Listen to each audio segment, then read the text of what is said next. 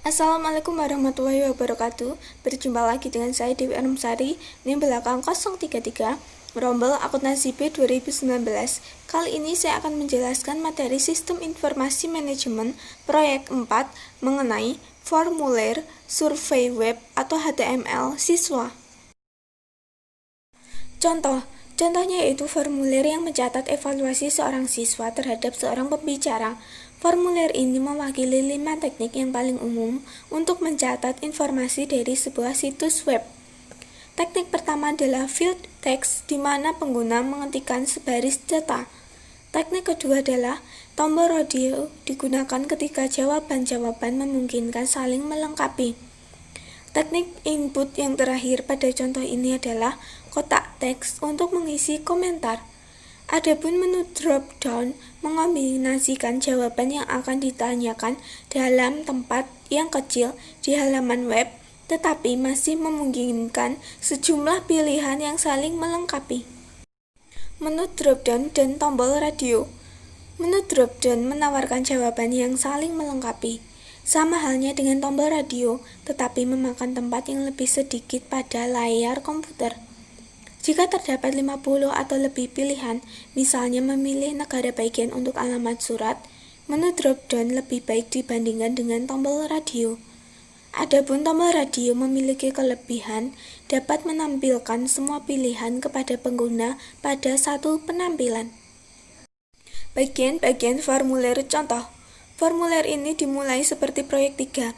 Perbedaan paling signifikan adalah baris 6 dan 47 dari kode HTML yang digunakan untuk membuat formulir tersebut.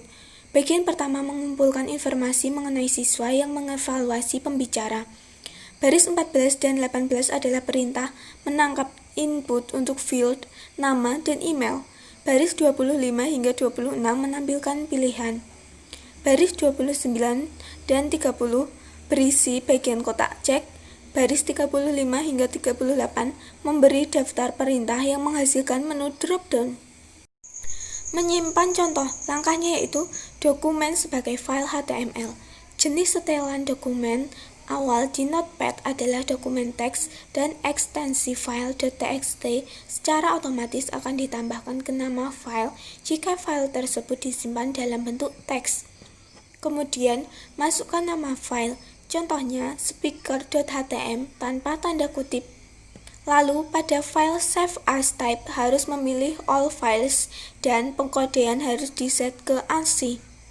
Kemudian jika tidak memilih all files sebagai jenis file, maka halaman web bisa jadi tidak akan bekerja dan lebih buruk lagi. Ekstensi .txt akan ditambahkan pada akhir nama file.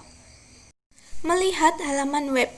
Langkahnya yaitu bukalah browser web dan pilihlah perintah file diikuti subperintah open. Ketikkan nama file atau browse untuk mencarinya dan klik tombol OK. Kemudian, jika akan dilakukan koreksi, pilihlah editor Notepad lagi. Editlah kode HTML dan simpanlah dokumen tersebut. Setiap kali akan menyimpan file HTML menggunakan Notepad, pastikan bahwa jenis file adalah all files. Bukalah ulang browser web tersebut dan pilihlah perintah view diikuti subperintah refresh. Ulangi proses tersebut hingga kita merasa puas dengan halaman web yang dihasilkan. Demikian pemaparan materi proyek 4 Sistem Informasi Manajemen dari saya. Kurang lebihnya saya mohon maaf. Terima kasih. Wassalamualaikum warahmatullahi wabarakatuh.